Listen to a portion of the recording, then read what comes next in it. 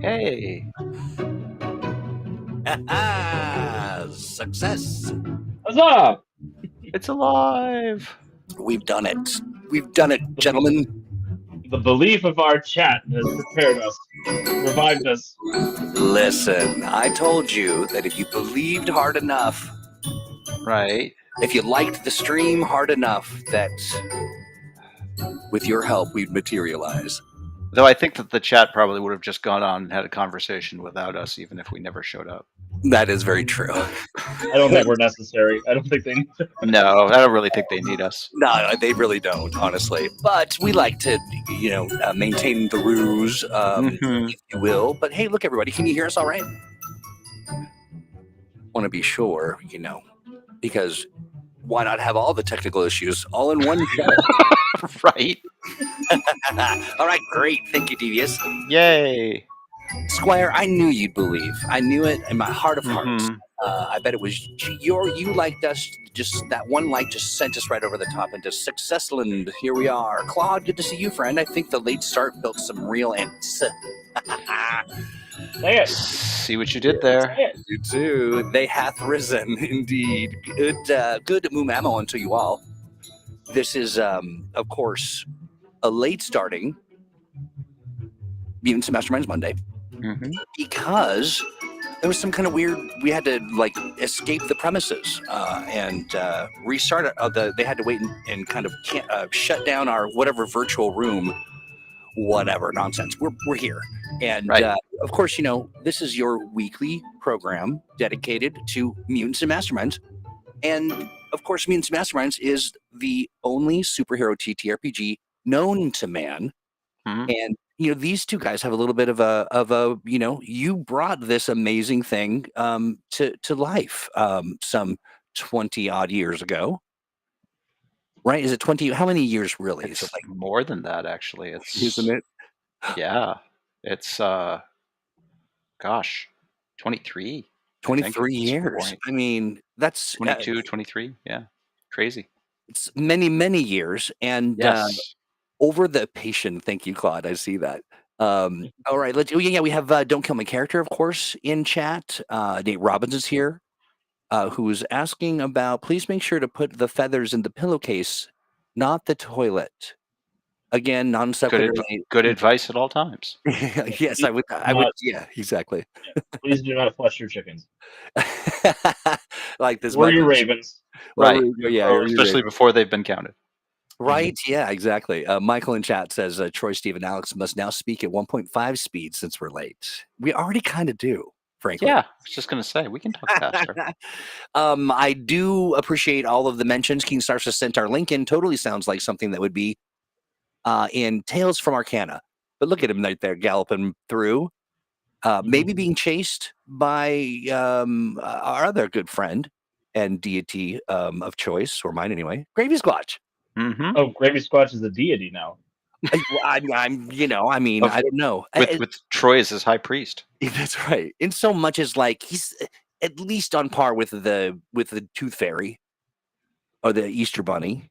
Right. Other important holiday figures. Yeah. I mean, so maybe, is it a demigod, or how would you consider that in the Mutants and Masterminds world? Right. More of a demi-glaze, but... Yes, I love it. King Star says this. Welcome back, Steve. We missed you last week. Devious gave us all cake. I'll see. You got cake for your birthday, but you weren't here. I sang. It was lovely. It was moving. Brought Alex to tears. Yes. Yeah, it was very nice. I told them I told them that us praising you on your birthday when you weren't here was the best possible gift we could give you. Exactly. Right. Yeah, exactly. Exactly. Let's see. What else we got here? Female versions of Alexander the Great. History got it wrong. Sure, why not? Actually, my namesake. Right? I love my dad had high expectations. He named me after Alexander the Great and Michael the Archangel, who cast Lucifer out of heaven. And now I'm here. Oh, wow. That is a really heavy lineage for a sort of right? That's a lot. Apook says you have to fill the shoes of 100 friends with gravy to achieve high priest status in the cult of the Gravy Squatch. And that is true, though I do wonder how you got your hands on the Gravy manuscript, the great Right. tome of graviness. Curious. We'll have to investigate the Gravy vaults. But Indeed. today we're talking about historic and mythical characters and incorporating them into your mutants and masterminds. And Yes.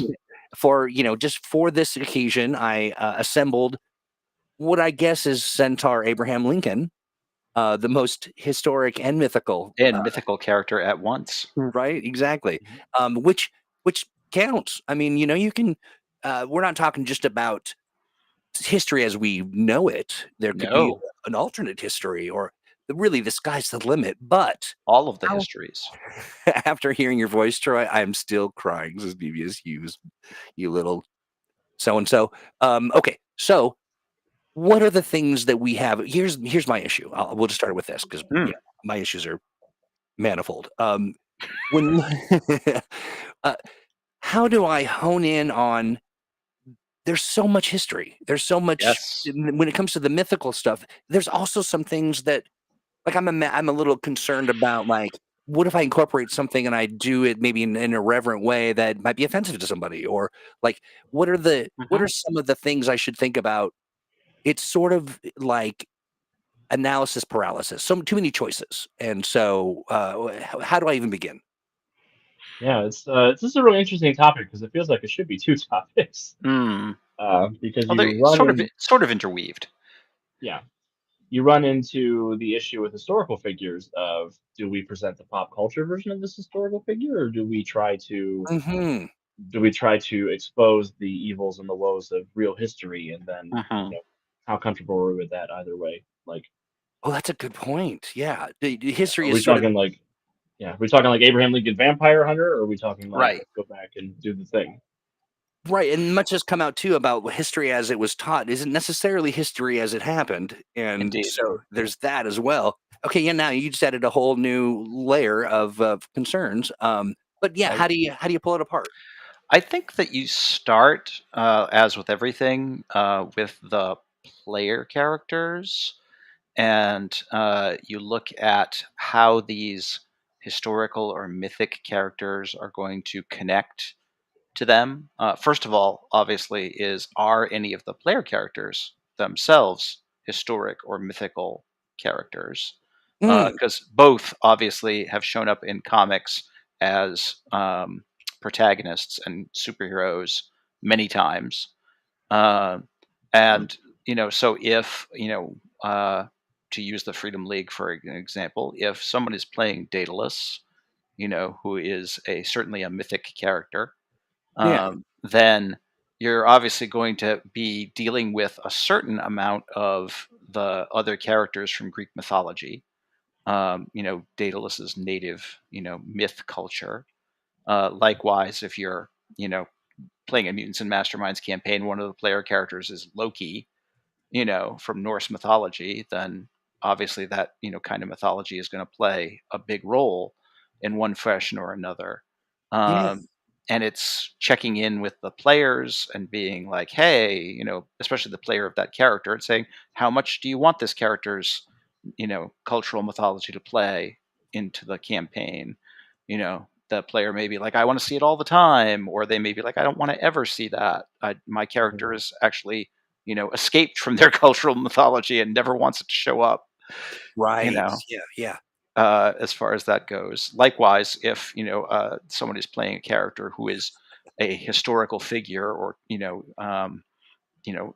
was masquerading as a historical figure or whatever is associated with one. mhm. Um, Apook mentions that if you're playing Daedalus, you can't forget his outrageous Greek accent somewhere between Yes. Count Chocula and I don't know. I hate to break it to you, Pook, but Daedalus actually speaks perfect unaccented English along with numerous other languages. But We got to find that old live stream where he All played Daedalus and the with funky chickens. the what was it? Funky chicken, stinky I think chicken. it was Stinky Chicken, something like that. He was Oh pulling a my Harvey's gosh, out. that is hilarious. We got to find it because the accent was something to behold. Yeah. Oh, you know what? Now I'm thinking about it. Is the by the way, Nate being non sequitur is the funniest thing that I've ever laughed in oh, my life. non sequitur. Yeah, that's sticking. But also, is Abraham is Centaur Abraham Lincoln the herald of Gravy Squatch? perhaps. I mean, I think Gravy Squatch is chasing Centaur Abraham Lincoln because Yeah, if that doesn't really Centaur make him Abraham a Lincoln, herald per se. trying to I grab think one he's of his got 4 shoes. shoes that Gravy Squatch wants to dip gravy in, but It's putting hard to gravy into fill horseshoes horseshoes is with hard. gravy. It really Yeah. is. That is very difficult. It's very next level. It is very, but Gravy Squatch will never relent. You've been so good. That has been my experience. I love this too. This is very true. There's a long Mhm. history of actual historical women whose work has been Indeed. suppressed or overlooked.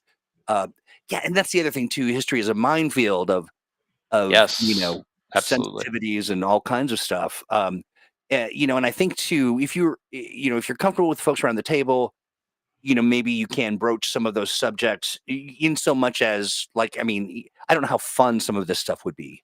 Right. You know, um, And that's just it, is striking a balance between being culturally sensitive and historically accurate and, just having fun with it. that's right. Um, That's you right. know. It would be kind of a drag if, like, everyone's playing and you're like, "Hey, you all died of chlamydia." Like, that's just not Right. not super Right. fun. Okay, let's see what some other folks are saying here. They're actually having a real conversation here. Um, da- da- da- da- da. I One thing, speaking of Abraham Lincoln, I think an Mhm. interesting tact is to just never address it. In the Invincible universe, the immortal was Abraham Lincoln for Mhm. while he was president, and then after Abe got shot, he went away and came back later to just keep being a superhero. And they Yeah, never yeah. really addressed that in the continuity, other than a couple of just Yep. brief images. So let's say this. Okay, so we worked through all of the sensitivities. We worked through we've got a kind of Mhm. a palette we've just decided to sort of create with. There's really kind of no reason why we can't do some gender swapping or some what ifs sort of stuff. That seems kind of fun. Sure. How how is the how do you guys? I mean, we've in the past have talked often about time anomalies or all of that kind of stuff. Mhm. Maybe we just take a quick, like, is this a go back in time kind of thing? What is that experience? How does that history or mythical thing end up in our game? I think that's a really fun. The idea of being able to go back in history and see how wrong it was reported, like going back and seeing something different than Mhm. what has been written down in the books, and having the opportunity to play with a little bit of this is actually what happened, and history is written by the victors or whatever. Right. Yeah, And we're already dealing with a substantially alternate history, anyway. Pretty much any superhero setting, yeah, unless like it's the change point where you start getting superheroes is very recent. You're going to be dealing with all kinds of things that may have made history completely different in one way or another. So right, you and can yeah, mess with whatever you want. and that applies really to mutants and masterminds, especially. I mean, Mhm. it's all alternative history, and Yeah. heroes and Yeah. powers, and yeah, Once you have ancient aliens and Atlantis and all of that, you can pretty much do whatever you want with it's fair history. game, right? Yeah, absolutely. I love that. Then I guess the other option would be if you're not going back in time with whatever kind of fun strictures or rules, like don't you can't meet Mhm. yourself in time or you blow up or whatever. It's the someone from time has visited us Mhm. either on Yep. purpose Hmm. or on accident. That's always kind of a fun one too. Like, what does Benjamin Franklin do when he sees a computer? Sure. Or I don't know. I keep going back Uh, to presidents and their associated countrymen, but Mhm. there's more to the it. Bill and Ted experience. Yeah, Right. yes, right. Yeah, Right. exactly, Mhm. exactly. Um, okay, interesting. I'm looking at some of the chat here. There's Mm, there was a if great SNL skit this season with the Bill and Ted. And they had Frederick Douglass and Harriet Tubman, who didn't want to go back in the time machine to go back to the time period they got taken from. Right. yeah, which is that's a well-worn kind of storyline too, right? Like they Mhm. made it here and now they're like, I don't want to go back. I like The place this. sucks. I think we have this. I love the notion of we have this presupposed idea of what the how the caveman will react if he were to see Mm. technology, and Yeah. it may not be the way that we presume, right? I mean, these are Yeah. some pretty resilient beings. No, that's quite true. might be able to crack the code.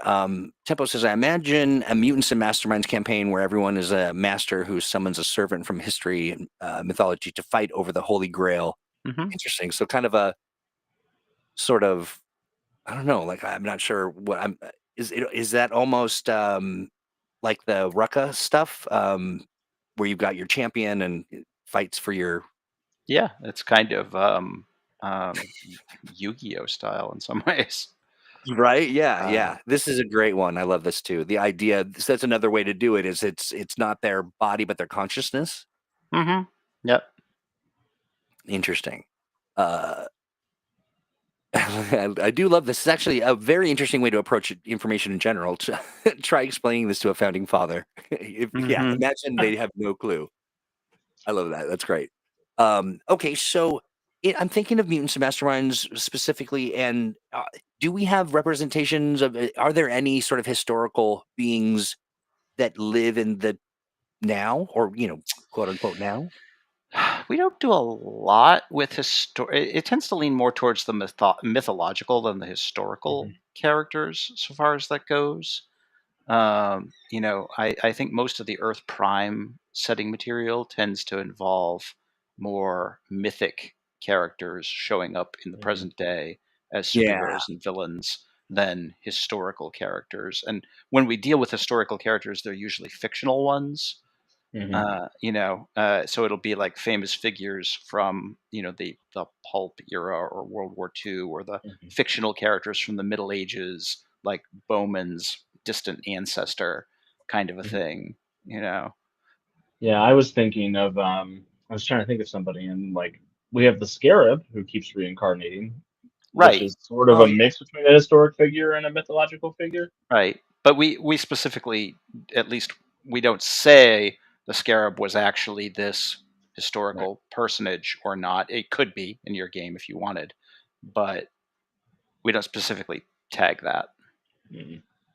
yeah, interesting. Yeah, so and at first I was thinking, it really is two topics in the sense of there's so much about history, and that's Hmm. very different than the mythological. But I guess it's not too entirely different, I suppose. No, the two blend into each other, especially the further back in Mhm. history you get. Right, right. Yeah, I asked the chat what their favorite historical era is to pull from, and for some reason I'm going back to the presidents, colonial America or whatever. Hmm. And that's honestly not my favorite. I mean, the whole time is just sort of riddled with misery and a lot of Yeah, butter churning and whatever. Um, so really, much butter churning. so So much much. butter churning. But folks in chatter, you've got medieval Europe, Robin Hood. Hmm. Yeah, yeah, Sure, that's Mhm. yeah. very popular period of Uh, history. oh, Dracula. Yeah. Vlad. Yeah, What is it? Tepes? How do you say that in Dracula? Tepes. Yeah, Tepes. Yeah. Tempest. yeah, yeah. I mean, Vlad Tepes was pretty provably an actual historical figure, but the Dracula legend is sort of adjacent to Tepes as an actual Yeah. person. Yeah. Oh, this is a great resource. So two relevant Mhm. subreddits, history and history porn, not actual porn, but it has Hmm. historical photos and stuff that, yeah, what a fun way to kind of look at and see Yeah. a little taste of the history, and maybe you can kind of run with a thread and make Hmm. something interesting and different of that. Feudal Japan, that's a great one. Yeah. Trying to decide if Dracula is the meanest thing Ireland ever did to Romania. Right. Vlad Tapatio, that is a very different character from the past. Hmm. Spicy. Let's see here. Depending on the historical figure, I like to use analogs. For Yep. example, Absolutely. Hmm. you want a colonial frontiersman, you can use it as an archetype rather than a specific one. Okay. Well, Yeah. let's unpack that a little bit. What do you? Yeah, Well, let's talk about it. we tend to do that in. I mean, the comics do as well, but we tend to do that in Earth Prime. We don't. For example, there's a time travel story mentioned where Bowman meets his medieval ancestor, Lord Beaumont, who is a Robin Hood like figure, but obviously is not actually Robin Hood.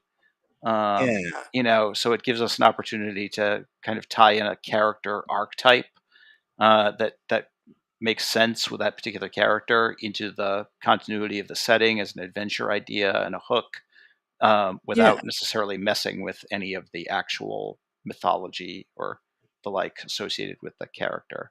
Oh, I like that. I like that a lot. Okay, great. Yeah, just an entirely Yeah. different thing, but flavors of it. Yeah. Yeah, that makes sense, and it does seem like a way to sort of sidestep like any of the stuff you don't want to mess with. Pretty Uh, much. Yeah.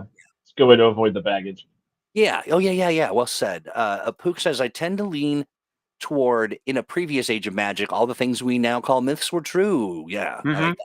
So Sure. myth can be history and vice versa. Yeah. And if you're particular about it, you're obviously going to want to decide in your own setting, if certain things that we in the real world call myth are true, how they all fit together. If, like Greek myth and Norse myth and, Japanese myth and all these other mythological cultures are all accurate, how does it all work? Right. Yeah. Interesting. So SC Pilot said a couple things. I want to say this. This is, I think, a really fun take on things. Hmm. For instance, that's the whole premise behind Sure. Wicked is, the witch is not maybe the bad guy, and there's Yeah. a whole, there's a whole kind of alternate storytelling that's really fun. And I love that. And I think that you can kind of look back and sort of see, like, Hmm. yeah, maybe Vlad the Impaler is a vampire hunter, Sure. and trying to either write his name or take care of whatever vampire thing he did, unleashed on the world. And then, And the uh, vampires have been dragging his name through the mud ever since. right, yeah, exactly. Like Right. the Scourge, and then SC Pilot asked this. I want to ask our three M&M hosts if we know about the Fate series, and I don't. I do not. I know it's Um, an anime, but that's about Oh, all I it's know. an anime. okay. Hooray. Mhm. I sure love anime. Then I almost certainly don't know anything about it. The anime cup passed me by. I did not. Yeah. Yeah. Yeah. Me too, unfortunately. All So, Um, good. yeah. Paul mentions that there are a lot of Robin Hood esque oh yeah, absolutely. figures in the past. Rabbah Roman and Robert Novelle was a popular genre of heroic outlaws and bandits. Hmm. Oh, sure. That makes perfect Sure. sense, right? Yeah. Uh, Highwaymen types of all sorts, all through lots of Absolutely. cultures. Oh, here's an archetype. I mean, absolutely right. Michael in chat Yep. talks about Shining Knight. Mhm. That is most certainly. Yep. Um, Great example of Yeah. inserting a fictional character into a existing mythology. Yeah, Simon Yeah. mentions medieval Europe as a favorite, and then anywhere during the pulp era between the two world wars. Yeah, also there's the boom time. When things are looking up and everybody's talking like the mid Atlantic, and Hmm. that's a fun time to Yeah. play in. Yeah. Shining Knight's one of my favorite ways to incorporate historic characters with the man out of time thing, like Cap Yeah. or Shining Knight being propelled into the modern day and then getting to have the Mm, fun contrast of like what the pop history version of where they came from is like. Hmm. got you. See your note on Separumaru, that name, duly noted. Thank you, King Snarf. Um, Pantheon Wars, the Battle for the Heavens. Let's see, the Pact from Earth Prime. How you reconcile all the myths are true issue. Okay. Oh, right. Is it the Pact, the Fey Pact? So the pact, for folks who are not familiar, is basically that in the relatively recent, thousand or so years ago, past of Earth Prime, one of the master mages essentially uh, created this barrier that essentially limits how other dimensional beings can interact with Earth, and that includes mythic gods and spirits and the like of all kinds. And it was mainly intended; it wasn't really quite so much intended to reconcile the all myths are true thing. It was more to reconcile the why don't magical beings intervene more often question. If they all exist and they all have agendas, why aren't they messing with Earth all the time? Got it. Um, and basically, the answer is they can't. You know, Yeah. they basically have to get the loophole of being invited. It's the vampire clause essentially. It's they have to be invited in.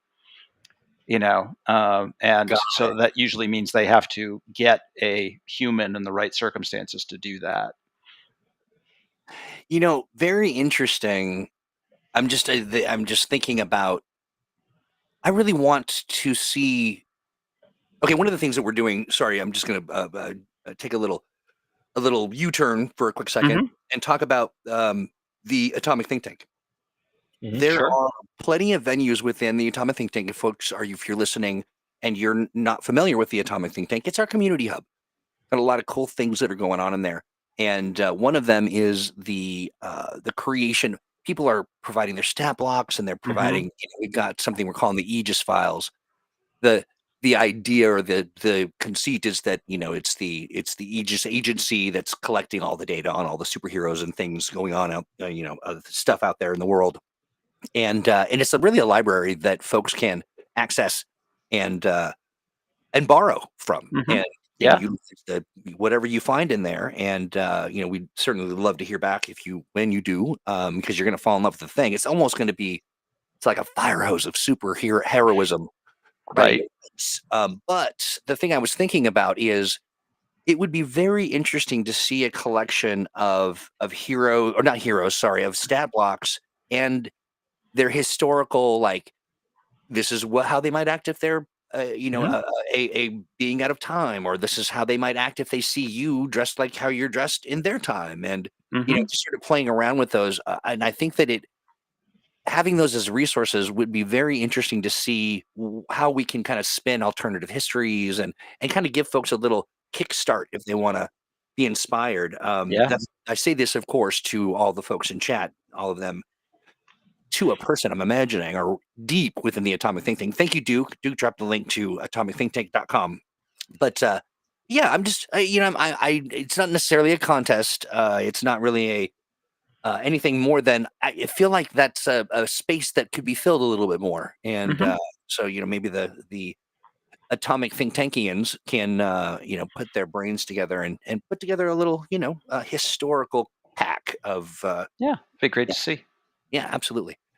So hey, do me a favor, friends, while you're thinking about that, make sure that you are wherever you are. If you're hanging out on, maybe you're over on Facebook, maybe you're hanging out on, we're everywhere. We're on YouTube, we're on Twitch, Hmm. Moonbeam, of course, we're there as well.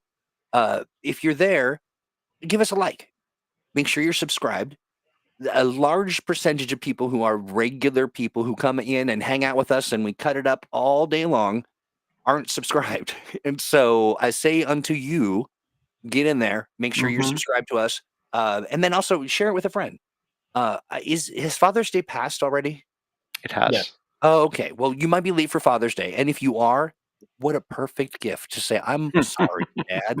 Here's a link Right. to Mutants and Masterminds, my favorite, television Mutants Masterminds Monday. My favorite. I said television. My favorite live Right. stream where they talk about Mutants and Masterminds. Get in there and do that, and that's that. Thank you for coming to my Troy talk. Okay, let's see. The Troy talks. um, And that's a Troy fact.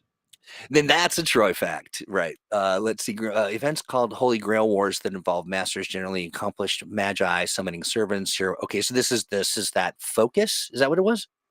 Fate, yeah. Yes. Wait, Yeah. focus, right? As if I would have any kind of focus. But yeah, thank you, SC Pilot. I'll poke around on the internet and understand more about it.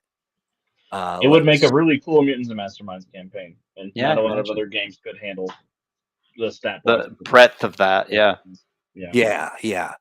A common Uh, trope is reincarnation. Michael's asking for a pun, so I'm just going to say real quick that Origins was a ton of fun, Oh yeah, Mm, yeah. and I ran the mega event on Oh Saturday night. yeah, that's right. nice. Yeah, Let's pause a little bit to hear how that went. And yeah. We had 26 players with 4 GMs, and it was a time-based problem. So we got to travel to 1933. I ran the table that went back to 1602 and had to deal with a witch hunt in colonial Titan City. Oh, wow. Mhm. Okay. And my brother ran the table that was in 2287 and had to deal with cockroach Titan City. Yikes. And Interesting. Okay. Well, so tell me about the mechanics of it. Like, how was that orchestrated? Did you yeah, take breaks so and kind of collude with each other or, yeah, so the game starts. Everybody starts a game as normal, like you were playing any other convention game. After about an hour, there is a shared scene two where everybody comes together, and I got to give a monologue as Mr. Powers about how I'm a load bearing entity, and if I'm not brought back, the whole universe will be destroyed. Please save me. Hmm. Um, not unlike and the reality we live in today? Yeah, that makes Right, sense. Mhm. Yeah. indeed. Yeah, and then they got sent back to the original tables. 30 minutes after that, they all got swapped and mixed and matched into a bunch of different tables, so everybody got to go So how did you that weird. did they draw numbers or did you kind of randomize it or I selected who was going to go where for that second swap.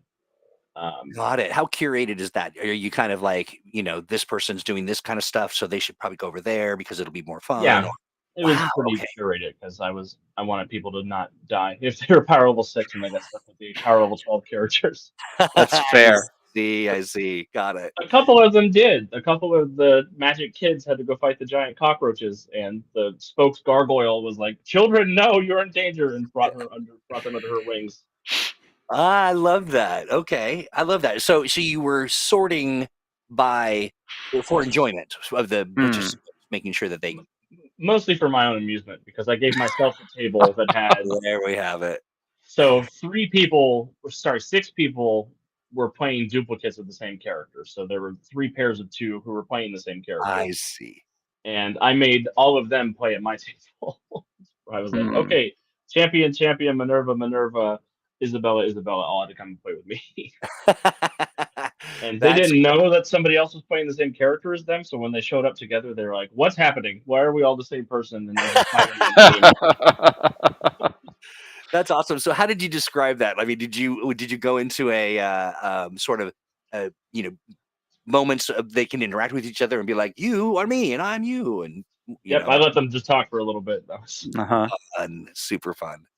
And it Um, was funny because I forgot to include like one of them in the past had a girlfriend on their character sheet, and she was like the one in the future didn't have the girlfriend mentioned on her sheet, and she was like, "What happened? Why did we break up?" Why did we break up? that's awesome. Okay, and so then how did you move towards resolution? And then about an hour after that, everyone went back to their original tables to solve the original problem they were still invested in. Um, one Hmm. of my one of my absolute favorite things happened for the Titan City continuity during this event. In the Magic Kids game, there's a witch boy named Hayden who is sent to boarding school because the witches of his coven know that he is a male witch and that's never happened before. And there's a prophecy, but they don't know Hmm. if it's a good prophecy or a bad prophecy. So they're going to put him Hmm. in boarding school until they figure that out. Till they get that Okay. sorted. Yeah, and they went back to 1602 and they met his ancestor, and his ancestor was like, "Why aren't you with your coven? You should be with all of us." And he was like, "Well, there's a prophecy about me." And they said, "What Oh, prophecy?" And he said, "Write this down." time loop. Yeah. So he created his own prophecy that led to him being exiled, and it was a Oh fun. no, that's awesome. Okay, Yeah, I love I that. was like, "Well, that's definitely how it happened in the real story." Right.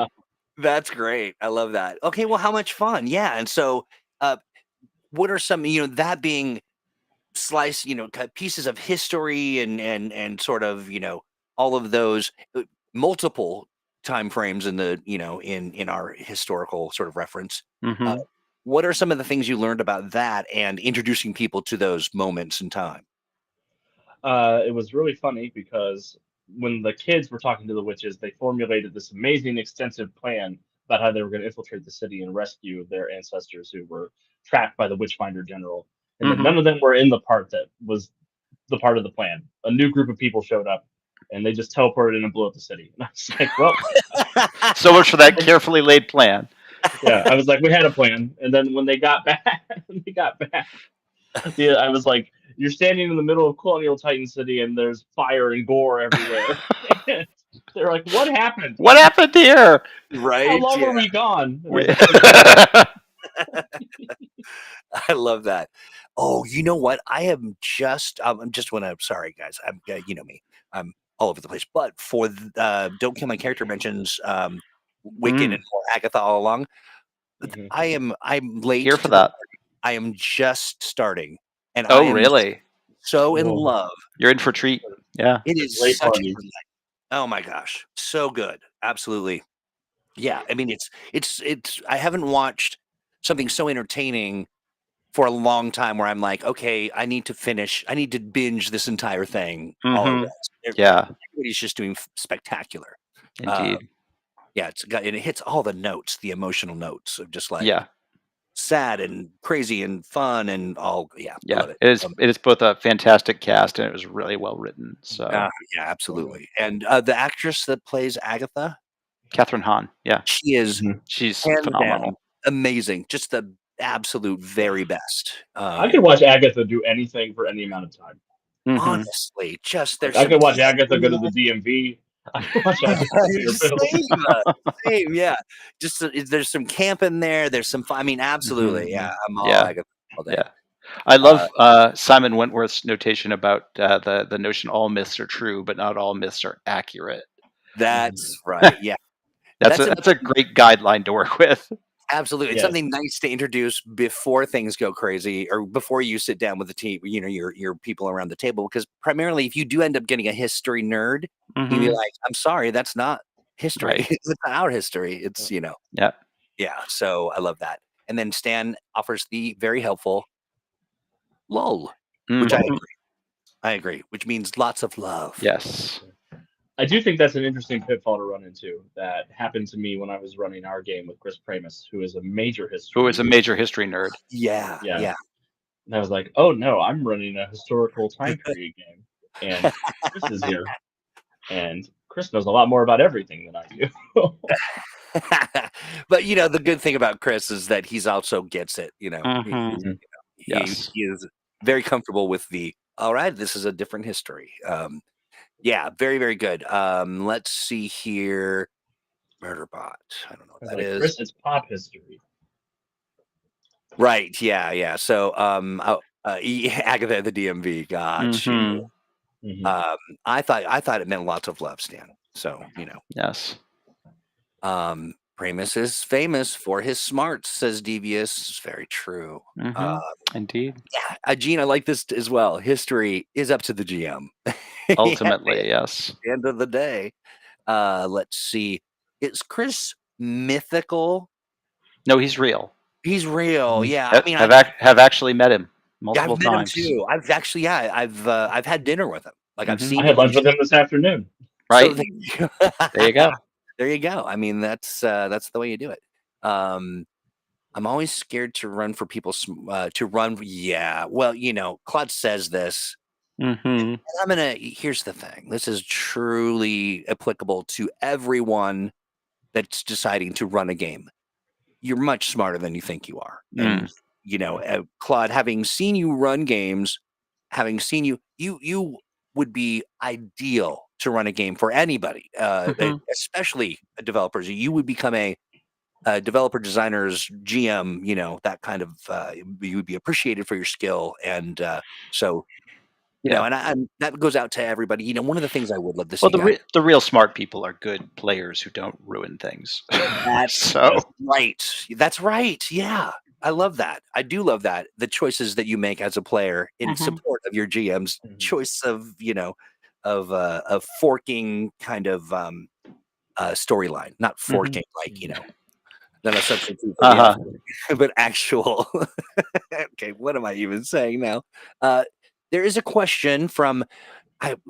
Let's see. I can't quite put my finger on it about Mm. astonishing adventures. Could it be a question from Gene? I wonder. Do we? Gene, of course, has to ask the question every Mutants Masterminds Monday. Do Mhm. you have any astonishing adventures on the horizon? Well, it's funny you should say that word, but yes, there are astonishing Mm. adventures on the Yes. horizon. And we still have a Titan City adventure in the pipeline, do we not? We do. We have an adventure. Speaking of It's a history, historical adventure. Yeah. right? It's during the German Blitz of Poland when some American heroes get called in to prevent some Nazi supervillains from accessing Shambhala. So Hey, Right? There's I a think it's a great really fun story. example of history and mythical elements coming together, I love that we walk it like we talk it, or talk it like we right? walk it. Whatever way is the right way, that's how we do it. All these forking choices, indeed. Sorry, I'm about to cough. Hold still. Just hold still. I'm so Do I have sorry. to hold still? It's from my laughing, and I can't believe I said hold still. Please hold still. I don't even know what I'm saying anymore. Right. To cop myself into the weirdness. I did not say fork you. That is not at all what I said, even No. though I might have meant it. Let's see. Okay, so yeah. There's some mentions of the we did Free RPG Day happened Yes. this weekend, and The Expanse Quick Start. that's right. And our friends over at Don't Kill My Character, they ran the quick start. That's awesome. This is Yeah. our new Transport Union Edition That's right, Quick Start, Transport I Union assume. Edition. Yes. Yes. And I don't have a link ready for that, but we'll make sure that it makes it into the show notes in case people want to see. We don't mind crossing the streams a bit. Yeah. No, Um, not at all. And is there an update on the book that must not be named? Everyone's really afraid to mention it and then get another. Still in art, as I understand it. Okay, so it's being arted. Yes, art is happening. I love that. And so here's the deal. Every time we get into this stuff, we start to hit our stride, and we're ready to forge on and have more conversation and get even deeper and talk about more the Nazis in Shambhala or whatever. Mhm. And then we got to go. Well, I mean, you guys got to go because we've got What's in the Tank coming up here in just mere moments. But for now, we say to you, Alex and Steve, thanks for hanging out with us today. Always a delight. Pleasure as always. Before Yeah. you go, Steve, what's going on? Is there anything to share from the Steve Kenton cinematic universe? Not a whole lot of news other than what we've already talked about. We're heading on into the rest of the summer, and I'm just looking ahead to Gen Con and the like for right now. Nice. Oh, yeah, that's right. We've got Gen Con coming right around. Yeah. Yeah. End of July. It's early this year, so We've got a lot of things cooking, and I will say to everybody in chat and beyond, you're gonna want to pay attention. stay tuned. Stay tuned. It's gonna really, something. It's gonna something. Mhm. Alex Thomas, how about you? I know, right? What- Something. Something's Right? gonna something real something. It's the running joke of the RPG industry. What have you been working on lately? Upholding my NDA. That's right. How about you? I can talk about. I'll be on Don't Kill My Character on Wednesday night. That's on right. Pride of Monsters, a Titan City Pride event. So we're gonna have a lot of Nice. fun. And that's They've been on making some Wednesday. really awesome characters while I've been away at Origins, and I've had fun dipping into the Discord to see what they've been up to. I love it. That crew, they're the best. They are so much fun. Looking forward to seeing that. And we got some other things cooking too. I had a flash of a memory of a thing, and then I lost it, and so it's lost forever. Who knows what I was going to say? Do you have a comment schedule for everyone somewhere in the tank? We will. Well, I have some stuff to share with you. Mm-hmm.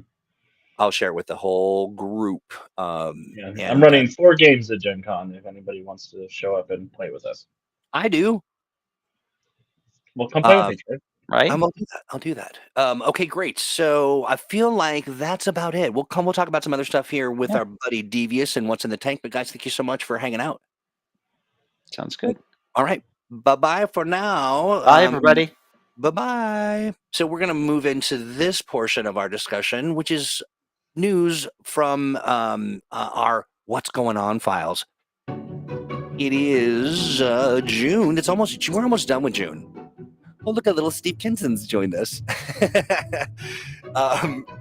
Hey, I know Cape and Cal folks are waiting for an update on the schedule there, but we will be revisiting the both the Pinewood Project as well as the Dev Chat.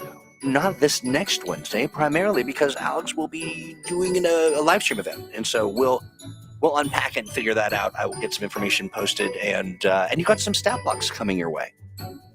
So stay tuned for that. That's the Cape and Cow Club, of course, the exclusive club of folks that drop $8 a month to hang out with devs and have some fun. Not the least of which is the Cape and Cow Club's Pinewood project. They're working together on a very interesting city sort of experience. They're developing around the stories and the NPCs and what the nature of the city and all that stuff. Very excited about that. It is really fun to watch. But what we're about to talk about, as far as all of the good stuff in the tank, all that stuff is free. All you have to do is answer 3 questions, and you get shunted right into the vast supply of resources, information, and a wonderful community that will support you and answer your questions, regardless of what it is. And to get in there, I like to call on our dear friend Devious, who shares all kinds of good stuff and keeps us in the know. Right, Devious? Pretty much. How's it going? It's going so well. How are you doing? I'm living the dream. Boy, howdy, let me tell you. Are you really? It's a good dream, or is it a nightmare? Well, a nightmare is a type of dream, so we never really know how I'm doing when I say that, do we? Yeah. Yeah.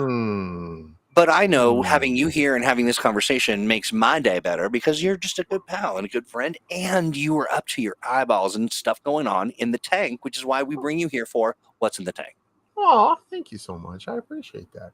So what is in the tank this week? Good Lord, I think we ought to take a look. First of all, Pride Month continues, and we have here Apollo and Midnighter. Apollo and Midnighter were originally created by Warren Ellis and Brian Hitch in Stormwatch number 4.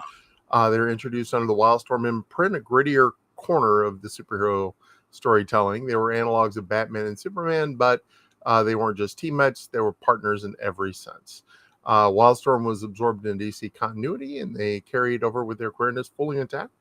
Where many superhero romances are bogged down by tragedy or endless will they, won't they drama, Midnighter and Apollo stood out for one simple revolutionary fact. They love each other openly, no euphemisms, no subtext, no tragedy porn, just badass buddy love. Nice. Yes. I love that. That's a little picture of their kiss at their wedding and everything. I thought that was real sweet. Nice. Well, anyway. Thank you for that little history. And yeah, I love it. Yeah. Anyway, what we have new in the Freedom City Library, we have an article I did called Submerged Supremacy, and that's all about crafting aquatic heroes in Mutants and Masterminds. From Namor to Aquaman, or actually who I have here is Namorita. Namorita sounds like a flavor of margarita that you can buy, off the shelf. Exactly. It's Namorita. Ask for it by name. Extra line for me, please. But basically, I've got combat considerations, different penalties you might be under. I love that. In the water. This kind of records what occurs at different depths. No way. That's awesome. Yeah. How far down before you need immunity, cold environments, or there's a really cool, there's 2 zones beyond which light doesn't get to. The Twilight Zone or the Mesopelagic Zone is where you would need low light vision, environment light, like to create it, or a feature of like bioluminescence to look around. But beyond like a certain distance, there is no light. It's called the Midnight Zone or the Bathypelagic Zone. Zone. I looked all that up. There was a really, really good source on diving at the National, NOAA. I forgot what it stood for. National Oceanic Atmospheric something or other. But I looked that up and I kind of moved it over into M&M terms. I've got different, advantages that may help you. I love that. Yeah. Yeah, combat in underwater, I figured would be less about punching because water resistance would slow you down, and more about grabbing and knife techniques like the Navy SEALs use. Okay. Yeah, all sorts of now hold the phone. Listen, go back up there to the very top of this list. I'm telling you, no. Complications, sorry. This one. No, next one. Yes. Okay. I got to tell you, my friend, I have spent an inordinate amount of time unpacking how powers could change or things might be different for a hero or villain in water. I mean, I have really spent a lot of time thinking about it, just because I don't know. I just kind of caught my imagination and thought about, like, especially the difference between sort of someone who was raised on the surface versus, what humanoid was raised in the ocean, and if they had the same powers, how might they be different? And very, very interesting stuff. Can we go over that just a little bit in detail, because it is my show and I Sure. want Not a awesome. problem. Power loss out of water. The character's powers weaken significantly outside aquatic environments. Now, Aquaman doesn't really have something like Yeah. that. Of course, he's more powerful in the ocean with his trident because he can control water. But that's one of the power loss complications you could have. A responsibility of protector as the sea as a ruler, guardian, or ambassador of the oceans. Surface world suspicion. Surface dwellers may view you as being, an outsider, an alien, Oh, or something like interesting. that. Yeah. Yeah. I didn't even Hyd- think about that as a complication, but yeah, 100%. Like the yeah, whether it's sociological. Yeah. physical, psychological, or societal, anytime you get an inconvenience from something, that should be worth a hero point for you. So I like yeah, it. Yeah. Yeah. yeah. Rival ocean kingdoms is a possibility. The legacy uh, of Atlantis. You're driven to uphold the legacy, honor, or myths, or of their lost or endangered underwater civilization. Hidden lineage or origin, like if you're trying to keep it on the down low that you're Atlantean. Yeah. Disrespect towards the ocean may cause you to lose your temper. Relationships, sea life companions. You might have a little seahorse companion. Hi, everybody. Um, Dehydration or fire might, be a special vulnerability for you. You could also have, say, isn't that the king of Atlantis? The aquatic royalty or notorious figure, Yeah. for that matter, or monstrous appearance. What if you look fishy?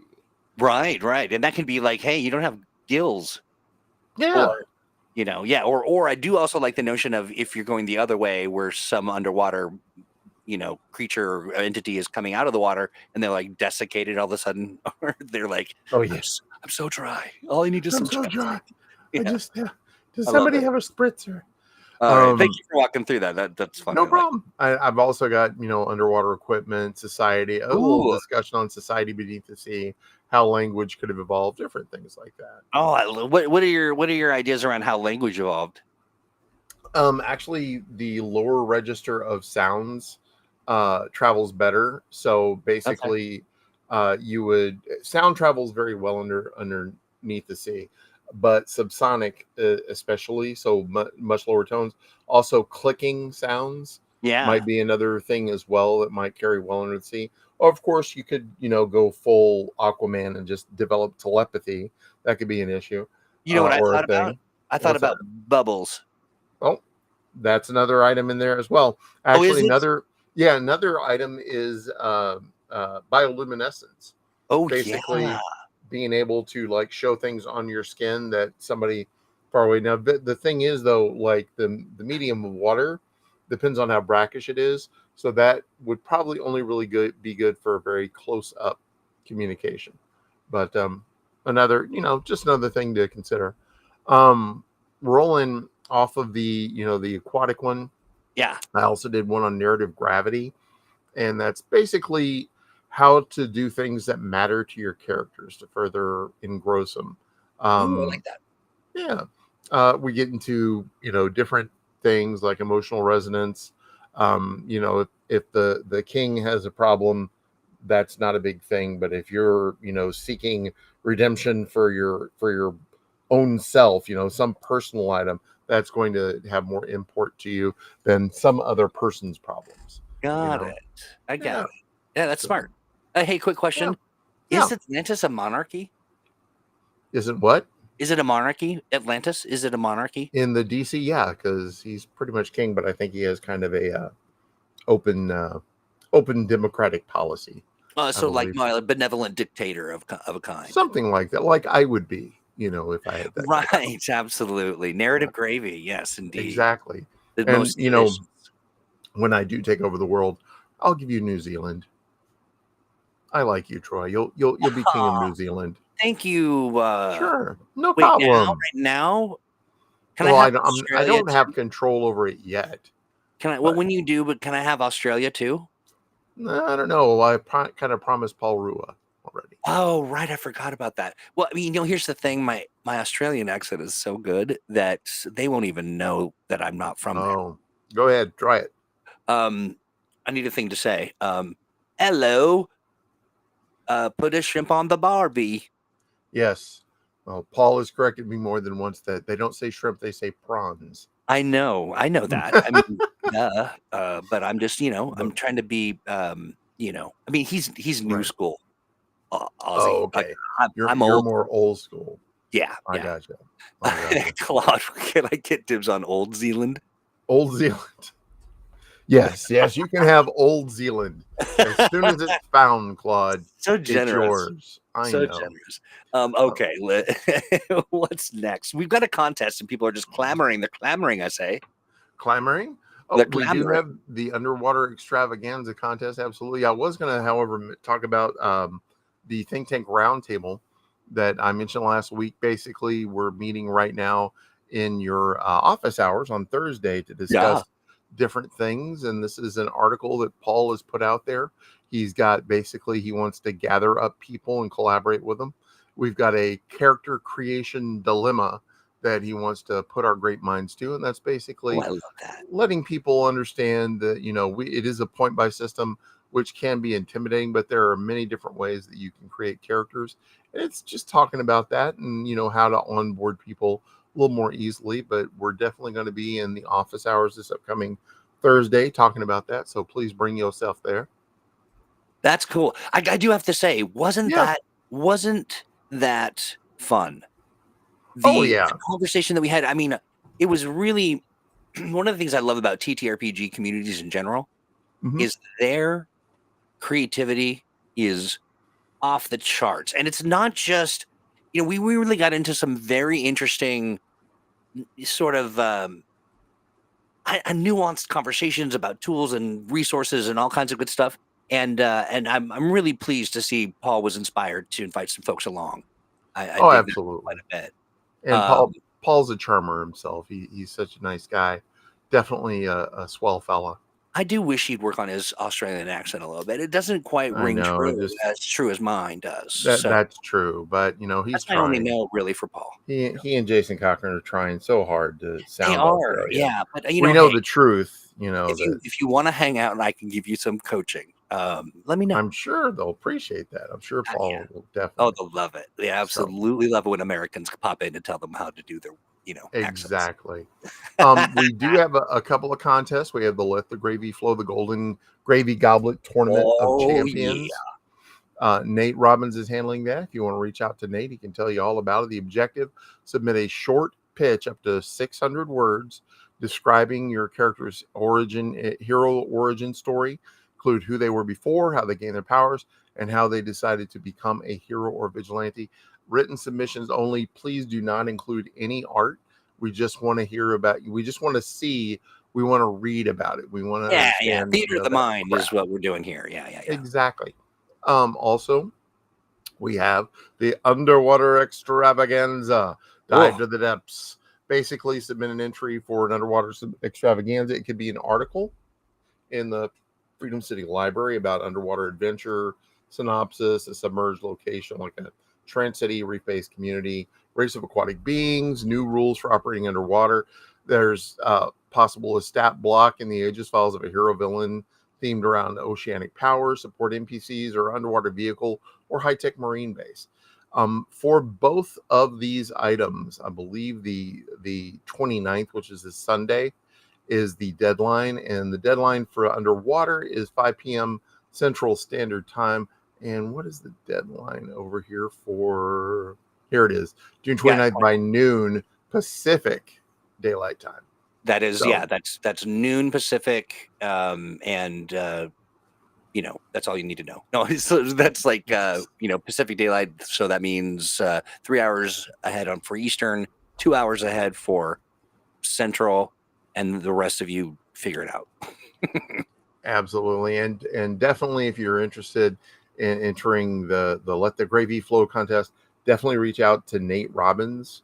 about that. And if you know what to do for the underwater extravaganza, you just need to make sure to put hashtag underwater extravaganza in either your article in the Freedom City Library or the Aegis Files stat block that you make up, so that we can do the drawing this upcoming Sunday for that. Yeah, we do need some more entries, and we'll do some social media posts as well to kind of bring in some folks who might not be paying attention to every moment of the program. But it's really fun. I'm really looking forward to it. Nate's done a phenomenal job putting all that stuff together, and it's a fun collaboration that is officially sanctioned by Green Ronin Publishing. So get in there, write your stuff up, and let's have some fun. Ooh, what we got here? Oh, this Wednesday, the 25th, and then Alex mentioned that he is the guest GM for Don't Kill My Character, Pride of Monsters. It is this Wednesday. It says here 7 p.m. Eastern, 4 p.m. Pacific. For Central, that's about 5 p.m. for me. We got Alex in there, Kate, Shannon, Natasha, Grant, and Extel, all taking part in Pride of Monsters. And this time, they're not playing their usual superhero shenanigan roles. No, they are playing a villain group. Oh, wow. I love that. So that's definitely cool. Check them out right afterwards. Right after that on the next day, Thursday, of course, we have Mumathu with our good friend Claude there. In case you didn't get enough of him as a GM, we usually say, but he's not GMing this Wednesday. It's Alex this Wednesday. But if you need to you got to get your fix of Claude, you can get it on Thursday. And of course, after Thursday, we now have, your office hours. All are welcome. We do a Zoom call and we all get together and talk. And it's lovely. It's so much fun. I really encourage you to come hang out. We just have a great time. It always ends up going a little longer than I intended to, but we always leave with much more to be said and great. And so here's the deal. Maybe you are hanging out and you're like, Troy owes me a thing and I forgot, or I've been bugging him. Talk to me in person. Let's join the office hours. Maybe you've got an idea for an event or a live stream or whatever it is that you've got, and we will and we'll talk about it. It's so fun. The last meeting, really, there hasn't been a Get Tanked with Troy time that wasn't interesting, insightful, information about sort of the TTRPG world as it existed 10 years ago, and conversations about how things have evolved, very focused discussions about, ephemera and how to develop it and there's some ideas. Last meeting just knocked my socks off. There's so many great ideas and things that people are working on. And Dave Bullock he's like a game historian. He's great. He really is. Full of knowledge. Yeah. And can really share some nuance and firsthand sort of, because he is 400 years old. Exactly. And we know because we cut him in half and counted the rings. We did indeed. We had to we stapled it back together, so nobody worry about anything. But it's I mean, those undead folks though, they're really stapleable. Yeah, exactly. So but anyway. Oh, hey, just a quick thought. Claude is not doing his stream, of course, because he's in the midst of a move. Oh, well, that's right. I'm sorry, my bad, Claude. So, I knew that, but I kind of lost it for a moment because I was so excited. That's true. Yeah, I mean, it really was a lot of really cool projects discussed, and phenomenal time. It is really just your time to come in and hang out, and it didn't really matter. It doesn't have to be mutants and masterminds. Mutants and masterminds. It can be anything related to Green Ronin. So maybe you're a big fan of, right? Maybe you're a big fan of the age system, maybe whatever it might be. If you've got a creative idea or a collaborative notion, or I'm trying not to cough, or whatever you like, stop by and and let's talk about it. So that's Thursdays at 4 p.m., right? That is correct, sir. Yeah. Absolutely. Nice. So 4 p.m. Pacific Daylight Time and 7 p.m. Eastern Daylight Time. Of course, that's 6 p.m. for us here in the middle of the country in the state of Missouri. Missouri. Fantastic. Well, so that's all the stuff we've got in the tank. Is there anything we've forgotten or that we need to remember or rememberize? I don't know, guys. And is there anything we need to remember here? Anything in the chat that you want to shout out for? Hey, join the Grad, friends. The Grad is the green Ronin Atomic Assembly. It's so great. It's basically it's all the good stuff that you'd ever hope to have in an official server for Green Ronin Publishing, run by community, and it's still kind of run by community, honestly. But you can join us. Duke joins me every Thursday now on Thursdays, and we talk all about what's going on in the grad. You are all welcome to join. The link is in chat. You can see it up there. And I'm just really excited for the things that we've got cooking. There's a lot of new stuff that we're going to be adding. It's new good stuff, and you'll expect to see new events and all kinds of things, regardless of what you love about Green Ronin. If it's about age, if it's about mutants masterminds, if it's about the team and the staff, and you want to connect, like that's going to be a great place as well. And there'll be a lot of complimentary things going on in the grad as well as the Atomic Think Tank. Go ahead. Or the pinups of Troy that keep coming out every week. We appreciate that. It looks like sometimes he poses as a cumulonimbus cloud. Yeah, that's or if he's feeling saucy, a cirrus cloud. Which, absolutely. But I will say I'm not a big fan of people calling it a pin down. It seems rude. I can't quite put my finger on it, but I don't have fingers. So there you go. Yeah. Well, friend, I feel like we've done it. I feel like it's done, and we're ready to call it. Yeah. Anything else that we want to share before we shut it down? No, I think I've got about everything I've got out that I can get out for the outing of the outness. I love it. Hey, friends, thanks for hanging out and doing Mutants Masterminds Monday with us. It is one of the joys of my life, and that is primarily because of all the great folks in chat. You are all very cool kids, and I think quite a bit. Hey, make sure to tune in. We got so much stuff going on this week that I can't even say it all because it would be a whole nother program. But stay tuned for all the good news. Everything's happening. We're doing Thursday as well, and that's going to be this Thursday at 3 p.m. We're changing the time. We want to kind of align with Mutants Masterminds Monday. So 3 p.m. and come hang out with Duke and I as we host the refreshed and new Thursday, and we've got a great project cooking there, which is basically a mega encounter on the bones of a giant dragon. You got to tune in, honestly. And Devious, thanks for all your in the tanking. I really appreciate it, and I've learned today. So thank you so much. No worries. I think with that, there's only one thing to do, and that is to say goodbye. Bye-bye. Bye now, everyone.